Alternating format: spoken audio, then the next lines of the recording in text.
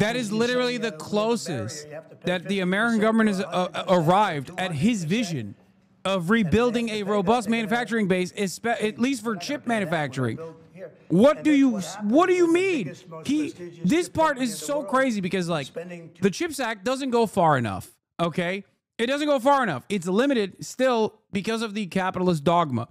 Donald Trump thinks that capital owners will magically arrive at this conclusion on their own because they've been bullied into doing this.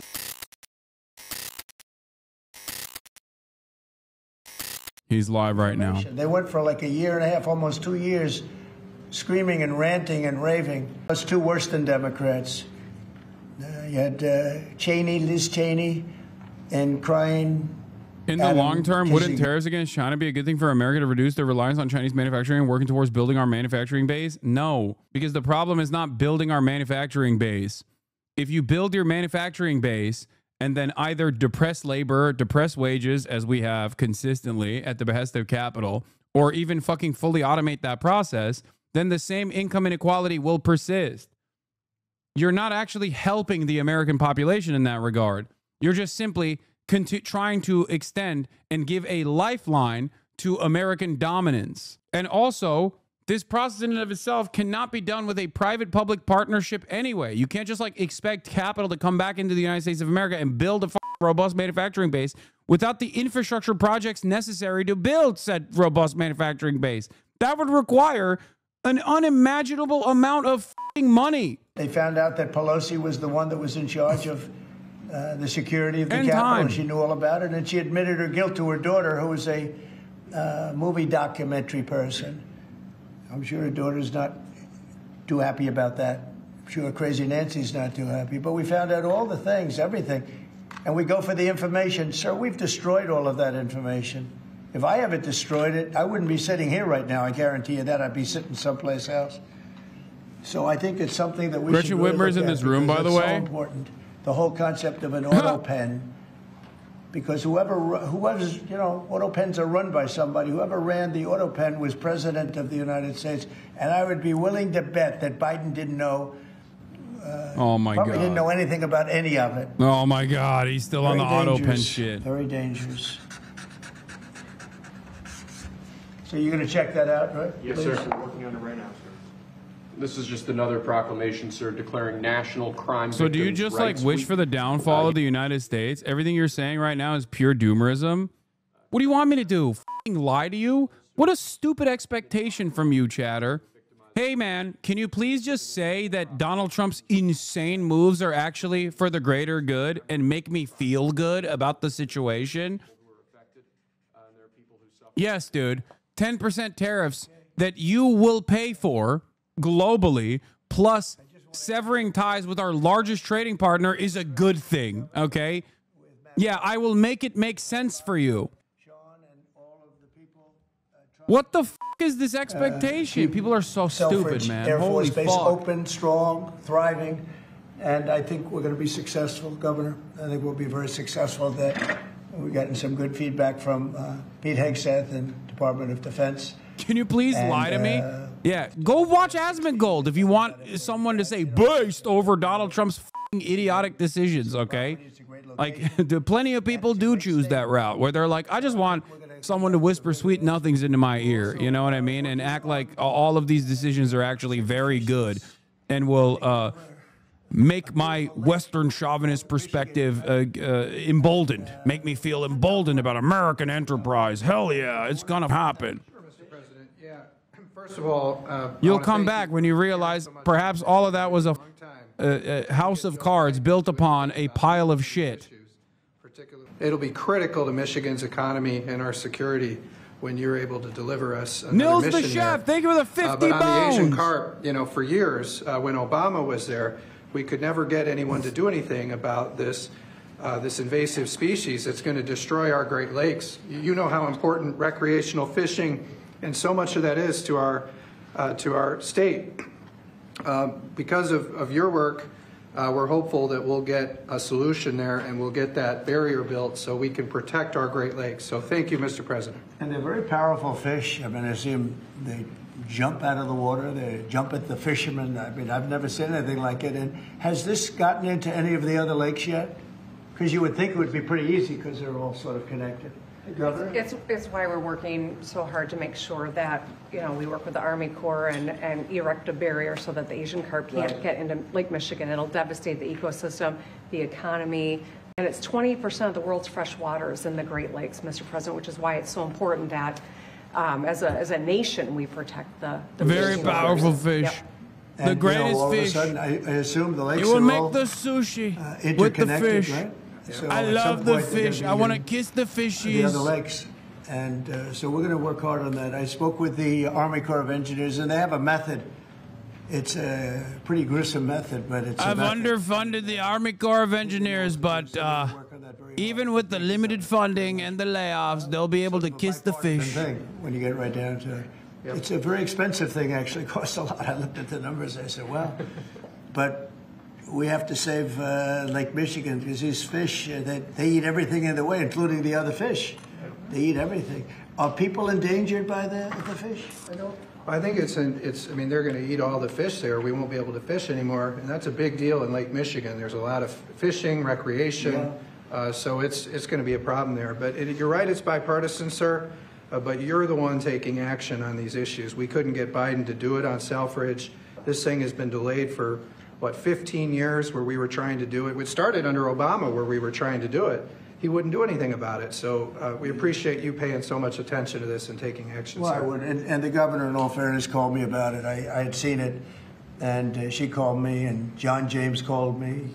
And, we spoke with your office, and it's, I want to put that down. Really is bipartisan. It's great to see it, actually. It's great to see that. And that includes Selfridge, too. Mm-hmm. And we're going to get it done, and we'll all stand there together and cut a ribbon, okay? Gretchen, good. That's good. Thank you very much. I'm glad you brought it up. Yeah, and I'm glad he you hates brought the it up. Californian fish, but the Michigan fish he loves, and he will preserve the Michigan fish. Understand something, I will do everything in my power to kill the smelt. The Californian Delta will cry. The smelt will cry. I hate that fish, but the Michigan fish, very important fish to me. Very powerful fish in Where does the Michigan. TikTok deal stand, given what we've seen, the tariffs Well, to it's moving China? along, big. but obviously, I would say right now China's not exactly thrilled about signing it. We have a deal with some very good people, some very rich companies that would do a great job with it. But we're going to have to wait to see what's going to happen with China. So Mr. President, so no, it's on the table very much. I think China's going to want to do it, actually. President, you explain more of what you believe is the end game with China. Are you waiting for President Xi to blink? How do you think this is all going to be resolved? Look, for years we've been ripped off and taken advantage of by China and others, in all fairness. But by China, that's the big one. And it's just one of those things. We're making $2 billion a day right now, this country. $2 billion a day with tariffs. And they were making $2 billion a day. We'll be making more. And now when you see what happened today, I don't know if it's still there. I looked an hour ago, but we were up like close to 3,000 points. Nobody's ever seen a day like that. I think that's a record, isn't it, fellas? Definitely. Is that a record? It's a big Who would have thought we were going to have a record like that after watching? But because the geniuses of the world. I like that he's like collecting little trophies. He's got the FIFA trophy. He's got the Gulf of America behind him. Every time he does like some aesthetic move that is undeniable, like even if it's inconsequential overall, he will just like present it as though, this is a beautiful thing I did. Look at this beautiful thing I did. And but the people that do this for a living, some of them are very smart and some of them aren't smart at all. But these guys are very smart, and my group is very smart. My whole group is smart. And you've done so amazing on the border. I read the other day that there were 9 people and hundreds of thousands 2 years ago with Biden, and we had 9. We had it down to 9, and they were all let in for medical reasons. They were in bad shape. We let them in for medical reasons, not even for anything else. So you've been amazing. But that's a big thing. I think it's one of the greatest problems that I've never seen anything like it. Open borders, the whole world was emptied out. Prisons from all over the world, from the Congo in Africa. From Africa to Asia, a lot in South America, but it wasn't just South America. And I said it outside with the drivers before, but El Salvador has been amazing, a job that the president's done. He's coming to see me next week, and we look forward to that. But that's really been amazing. Yes. Mr. President, the EU also announced increases in tariffs today. Why not treat... Bad timing for them. That's bad timing. Why not? They didn't put them in. No, they threatened them, but they picked a later date, which our expectation is it's going to be later still. Okay. I'm glad that they held back. You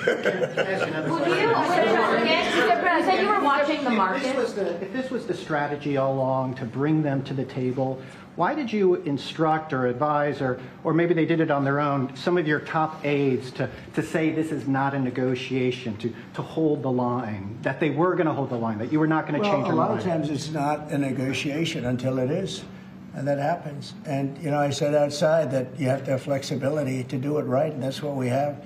We brought everybody to the table, and it may not be a negotiation. It may not last. I mean, you know, things may be asked that I think are not fair to us. Look, we've been ripped off by essentially everybody for 35 years. This is not just a new thing. And Roger Penske just left. He's a great gentleman, great man, actually. And he said no other president would have had the guts to do this. And I believe that's right. They wouldn't have done it. They should have done this a long time ago. A long time ago they should have done it. I started it with China. I took in hundreds of billions of dollars in tariffs and taxes from China in my first term. And we had the greatest economy. We were up 88% on the stock market. That was the greatest ever in the history of our country. But it had to be done. It's something that had to be done. Mr. President, thank you so much. Which countries will be negotiating first? Do you have any criteria? Because, for example, Brazil and the UK, they do not have deficits with the U.S. They have a surplus. They do not have a surplus. They have deficits with the U.S. So what is the criteria? And also, would you consider talking or meeting with Xi Jinping? No, sure. He's a friend of mine. I like him. President Xi, I like him. I respect him. But call me. Our country. Why won't she call me? She needs to call me on my cell phone. Japan is here, and he has my number. South Korea is here, and others are here. I'm a big fan. And we're trying to see him. It's from what I hear, it's much more than 75. I said 75 plus. So many. It's everybody wants to make a deal, actually, and you know we want to do what's right for our country. We also want to do what's right for the world. The world is important. I mean, you know, it's the world, right? And I think we're going to make a lot of people very happy. And I think investing in the United States of America will be the greatest investment that anybody's ever made. Mr. President, we should expect to see the sectoral tariffs, so the pharmaceuticals, steel. Is that something you're still considering moving forward Yeah, with? well, I will be, because we want them coming back. You know, we realized during COVID that we don't make our drugs and our pharmaceuticals in this country. So I realized that. And it was a big realization. We had to go to China to get drugs. We had to go to other places. I won't even mention the names, but we had to go to other places. We don't make it. And that's because we let them leave. And now if they want to come back, we're going to put tariffs on the pharmaceutical companies, and they're going to all want to come back. They're going to come back. I'm not going to pay them any money like Biden with the chip deal. That chip deal was horrible. They give billions and billions of dollars to chip companies. All they have is money. They have so much money. And they give billions of dollars. And they're just going to keep the money. They're not going to what is spend the it. expectation? And the only thing that's going to bring them back that is literally the closest that the American government has arrived at his vision of rebuilding a robust manufacturing base, at least for chip manufacturing. What do you mean? This part is so crazy because, like, the CHIPS Act doesn't go far enough, okay? It doesn't go far enough. It's limited still because of the capitalist dogma. Donald Trump thinks that capital owners will magically arrive at this conclusion on their own because they've been bullied into doing this. They need and the energy that they need, and it'll be a total professional. The CHIPS Act in and of itself does not go far enough to build American manufacturing. This fucking dumbass thinks he's going to have it happen magically. You procured a record amount of private sector investments since your election, $7 trillion. You talked about the importance of all that.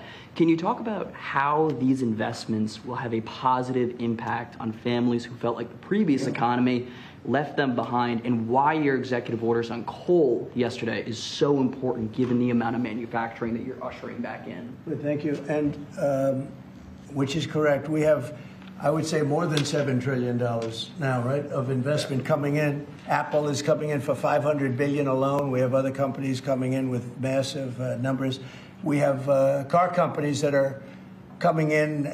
No, we've never seen anything like it. Maybe in the 1940s or 50s or something, but we've never seen anything like it. They had 3 plants canceled in Mexico. Not that we want to hurt Mexico, but we're for us. And that's what my job is. It's not to take care of other countries, but I want to help other countries as much as I can, but we have to take care of America first, and it's about America first. So we have many, many companies coming in that would have never come in if we didn't win the election and then put the tariffs on. And they're coming in because when they build in the United States, there are no tariffs. You don't have to pay any tariffs. So instead of paying 30, 40, 50% or 25%, but it could go a lot higher in some of the industries. So we have steel mills right now that are raging. The steel industry was gone. If I didn't put the tariffs on steel, because China was dumping massive amounts of steel in my first term, and I put tariffs on it, I saved the steel industry, but now it's going to thrive, maybe like never before. I mean, if you go back to U.S. Steel from 90 years ago, it was incredible. It was the #1 company in the world for a long time. That's why we don't want to see it go to Japan.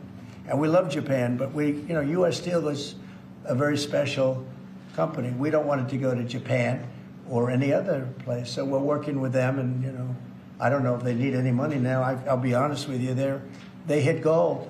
They hit gold because if you look at it, they have such orders for steel now. It's incredible. What's going on in our country is incredible with respect to plants. So we lost 90,000 plants and factories from the beginning of NAFTA, the worst trade deal ever made in the history of this world, but certainly in the history of trade. There's never been a worse trade deal. We were able to cancel that. We had to get approval from Congress. It was like a disastrous curse because you had to go to Congress to get it terminated. You couldn't just terminate it because it was a bad deal.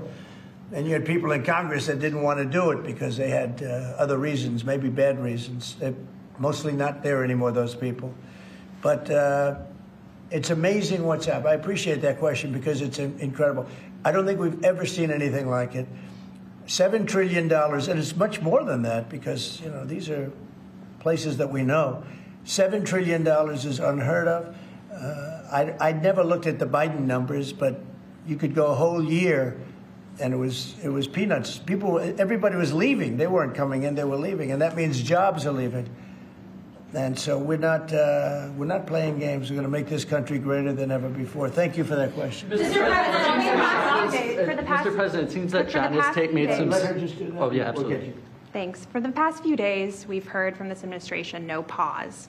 Was this idea of doing a pause, did that just come about this morning? Can you tell us exactly what came into consideration for you and your advisors? For a period of time, I wouldn't say this morning. Over the last few days, I've been thinking about it. I've been dealing with Scott, with Howard, with some other people that are very professional. And I think it probably came together early this morning, fairly early this morning. Just wrote it up. We didn't have the use of, we didn't have access to lawyers, or we just wrote it up from our hearts, right? It was written from the heart.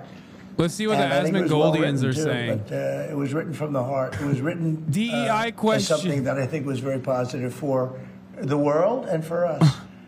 And we don't want to hurt countries that don't need to be hurt. And they all want to negotiate. The only problem is, you can only do so many at one time. It's like, we want to do it right. We want to get it right. We want to take care of them, but we have to take care of our country. So, but this was something certainly we've been talking about for a period of time, and we decided to pull the trigger. We did it today, and we're happy about it. I didn't know it would have that kind of impact. He made us losers. Okay, so they're also not necessarily on board, it seems. So that's good. You're almost, if you keep going, you're going to be back to where it was 4 weeks ago.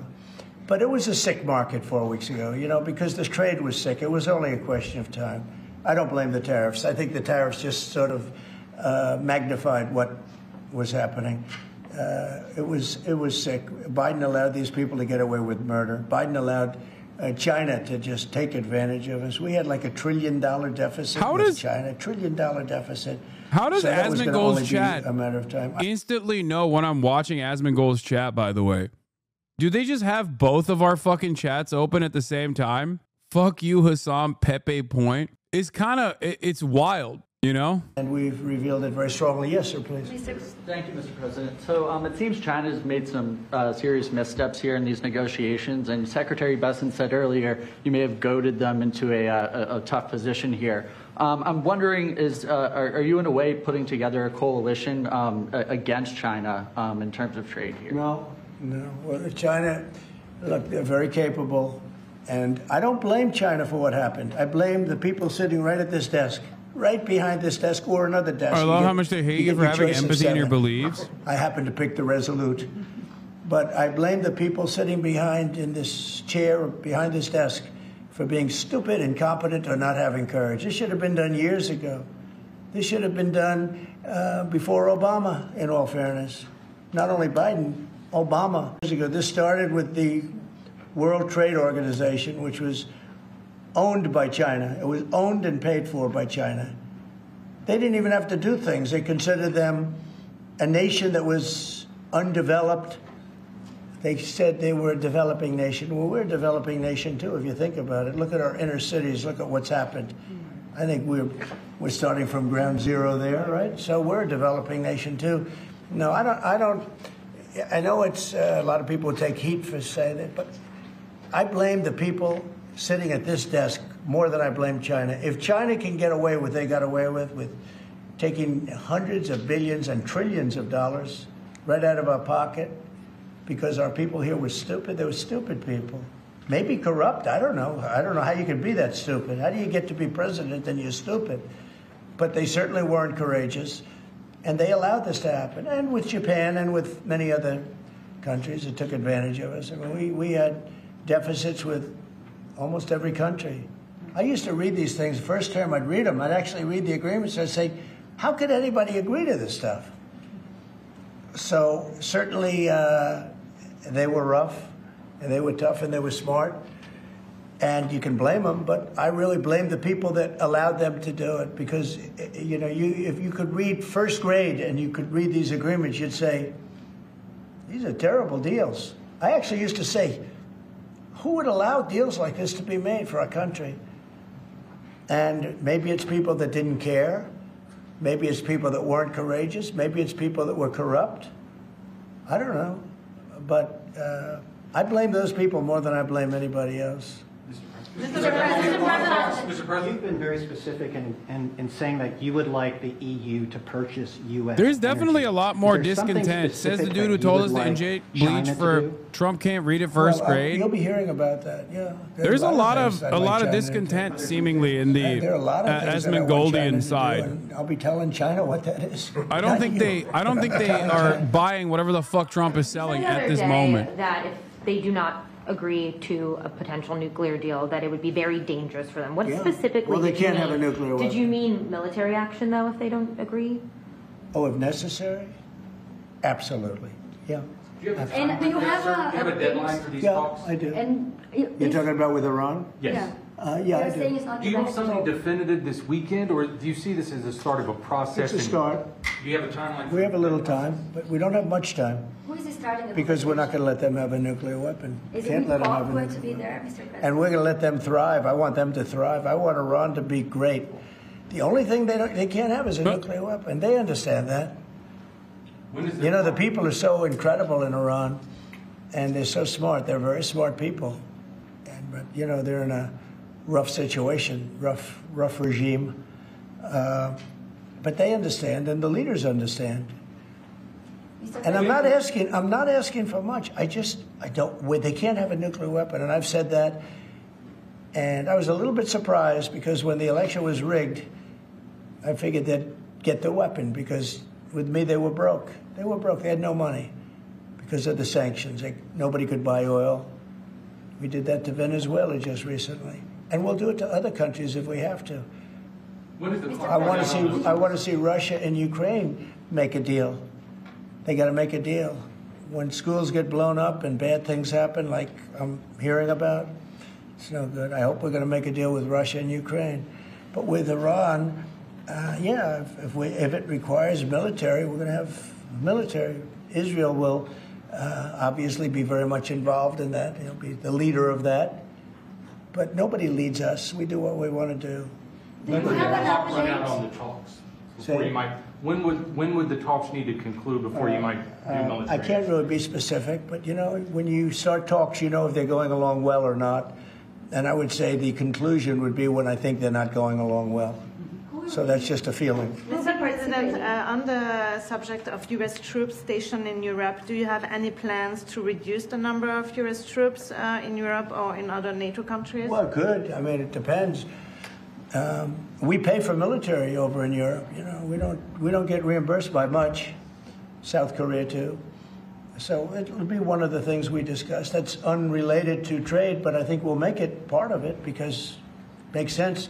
Be nice to wrap it all up in one package for each country. It's nice and clean, and we have plenty of law firms. These are great law firms that we signed with, the best.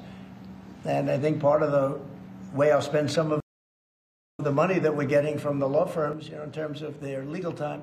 If you don't understand how Trump thinks about tariffs, you should check out Peter Navarro. Dude, I check out Peter Navarro. Don't worry. Good lawyers representing us, but we want to have good lawyers, and these are the best, considered the best lawyers in the world, right? I mean, considered the best in the world. I don't know.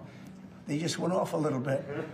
Mr. President, 2 questions. On Iran, do you have an update on who will be participating or conducting these conversations? Will Witkoff be there on Saturday for these direct talks?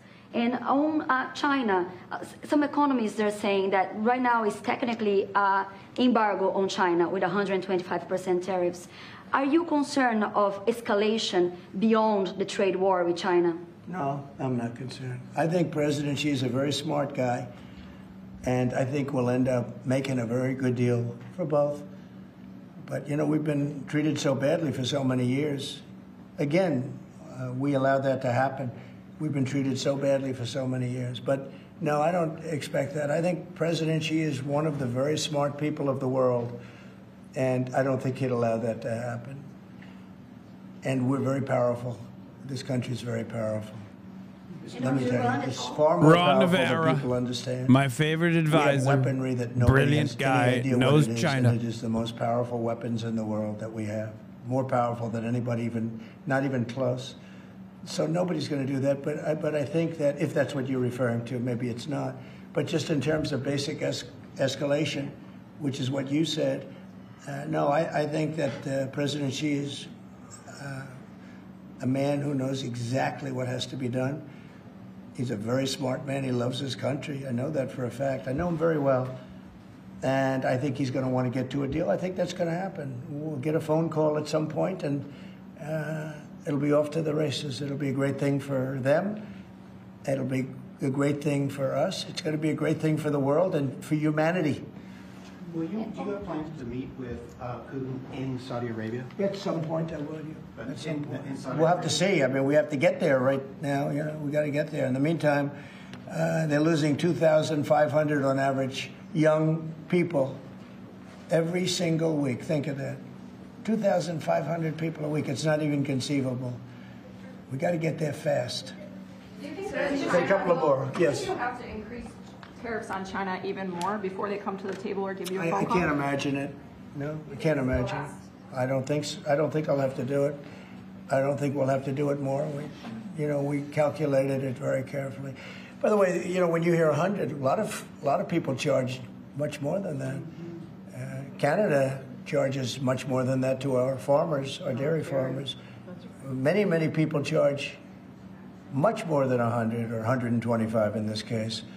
But I don't, it's still a significant number. I don't see that again. On the investigations. Yeah, Mr. President. So do you think some of your tariff critics would prefer, to see the United States go through turmoil than to actually see it succeed just because they are your policies? You mean just leave the tariffs the way they are now and just relax? He's right? just like, I think he just loves Xi. And he's willing to make the American small business owners that rely on Chinese manufacturing and the American working class that has benefited from the cheap, accessible, affordable commodities suffer with mass inflation just to get Xi to call him, you know, on his cell phone. He's like, President Xi, he loves me. I know he loves me. He just doesn't want to call. He's playing hard to get. I've been in worse positions in my life than making $2 billion a day plus, right? He's just playing hard to get. Thank you very much, everybody. Thank you, Press. Thank you, Press. Believe it. I will destroy this beautiful economy just to get one phone call from Mr. Xi. The markets right now are extremely good. Thank you. Thank you, everybody. Thank you. Thank you, Press. Thank you. Thanks, guys. Here, this way. Right this way. Thank you. OK, well, Donald Trump ending that actually far-reaching news conference off the back of the signing of some of the main story today. Soon. Obviously, he'll call me, I promise. Believe it, he will call me on my cell phone late night when he needs my love.